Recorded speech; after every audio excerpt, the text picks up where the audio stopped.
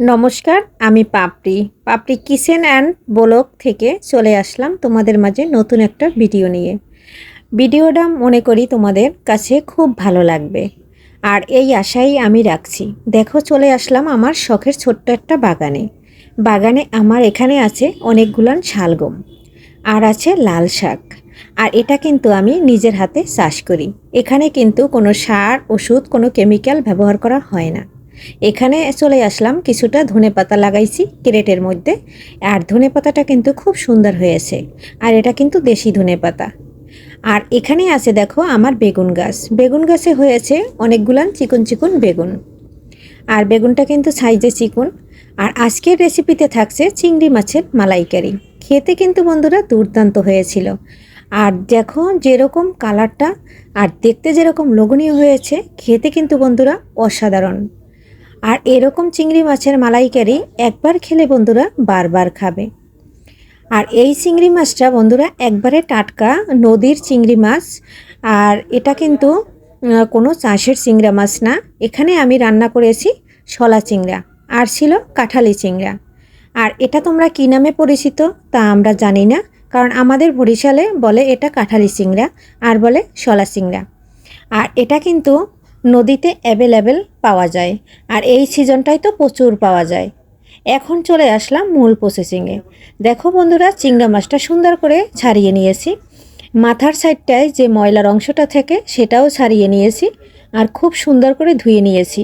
আর চিংড়ি মাছের কালারটা দেখে তো বন্ধুরা বুঝতেই পারছো যে কতটা টাটকা আর কতটা ভালো। আর নদীর চিংড়া দেখলেই কিন্তু বুঝবা বন্ধুরা, এরকম সুন্দর একটা সবুজ ধরনের কালার থাকে। আর চিংড়ি মাছগুলান ছিল একবারে টাটকা টাটকা তাজা জেতা। আর সব চিংড়ি মাছগুলান বেছে ধুয়ে সুন্দর করে পরিষ্কার করে নিয়েছি।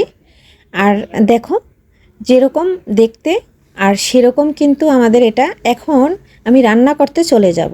এখানে দিয়ে দিচ্ছি চিংড়ি মাছে পরিমাণ মতন সামান্য পরিমাণে হলুদ, আর দিয়ে দিচ্ছি স্বাদ অনুযায়ী সামান্য লবণ। এটা দিয়ে আমি সুন্দর করে এখন মেখে হালকা করে এপাশ ওপাশ তেলের উপর ভেজে নেব। আর বন্ধুরা, আমার বাসায় আজকে আমার কিছু মেহমান আসবে, তার জন্য এতগুলান চিংড়ি মাছ। চিংড়ি মাছটা দেখো সরিষার তেল দিয়ে ভাজা বসিয়ে দিয়েছি। এখানে আমি এপাশ ওপাশ হালকা করে একটু ভেজে নেব। আর এই হালকা করে ভেজে নিলে মালাইকারিটা খেতে কিন্তু বন্ধুরা বেশি মজা লাগে। আর খেতে কিন্তু যেরকম দেখতে হয়, কালারটাও খুব সুন্দর আসে, আর খেতে কিন্তু দুর্দান্ত হয়। আমার ভিডিও কাছে এবং দূরে, দেশ ও দেশের বাইরে থেকে যারা দেখছো তাদেরকে অসংখ্য অসংখ্য ধন্যবাদ, এবং শুভকামনা, দোয়া এবং ভালোবাসা আশীর্বাদ রইল অবিরাম। আর বন্ধুরা, ভিডিওটা কন্টিনিউ করবে একটা লাইক দিয়ে। ফুল ভিডিওটা দেখলে বন্ধুরা তোমাদের কাছে খুবই ভালো লাগবে। তবে বন্ধুরা, একটা রিকোয়েস্ট, স্কিপ করবে না। সম্পূর্ণ চিংড়ি মাছটা ভেজে তুলে নিয়েছি। এখন আমি মূল প্রসেসিংয়ে চলে যাচ্ছি। এখানে আমি তেল দিয়ে দিচ্ছি, আর বাটা মশলাগুলো দিয়ে দিয়েছি, পেঁয়াজ, আদা বাটা, রসুন বাটা, কাঁচামরিচ বাটা। এখন আমি গুঁড়ো মশলাটা ব্যবহার করতেছি। আর তোমরা তো বন্ধুরা জানো যে চিংড়ি মাছ মালাইকারি করতে কি কি লাগে। এখানে হলুদের গুঁড়া, মরিচের গুঁড়া, ধনিয়ার গুঁড়া, এগুলান আমি সম্পূর্ণ দিয়ে দিয়েছি। আর মশলাটা এখন আমি সুন্দর করে কষিয়ে নেব। আর এই মশলাটা যতটা তুমি কষাবা ততটা কিন্তু মালাইকারি খেতে আরও দুর্দান্ত হবে। আর এখানে কিন্তু বন্ধুরা আমি এই যে দেখো কতটা বাদাম বাটা দিয়ে দিচ্ছি। এখানে বাদাম বাটাটা দিয়ে দিচ্ছি 2-3 ধরনের বাদাম, কাজু বাদাম, পেস্তা বাদাম আর কাঠবাদাম। আর সামান্য একটু টক দই দিয়ে দিচ্ছি। হয়তো বন্ধুরা ক্যামেরাটা তখন অফ ছিল তাই দেখা যায় না। এখানে দিয়ে দিচ্ছি আমি নারকেলের দুধ। আর এখানে আমি 5টা নারকেলের দুধ করে নিয়েছি, সেটা দিয়ে দিচ্ছি। সম্পূর্ণটা দেওয়া হয়ে গেছে। এখন জলটা যত সময় ঝোলটা ফুটে আসবে তখন কিন্তু আমি চিংড়ি মাছগুলো দিয়ে দেব। আর যেহেতু দেখো ফুটে এসেছে, আর এখানে আমি ভেজে রাখা চিংড়ি মাছগুলো সম্পূর্ণ দিয়ে দিচ্ছি। আর বন্ধুরা, আমার কোনো কথায় যদি ভুল ত্রুটি থেকে থাকে ক্ষমা মার্জিতভাবে দেখবে। দেখো চিংড়ি মাছটা কিন্তু আমার দেওয়া হয়ে গেছে। এখন ফুটে আসলে পরে আর 2-3 মিনিট রান্না করে নামিয়ে নেব।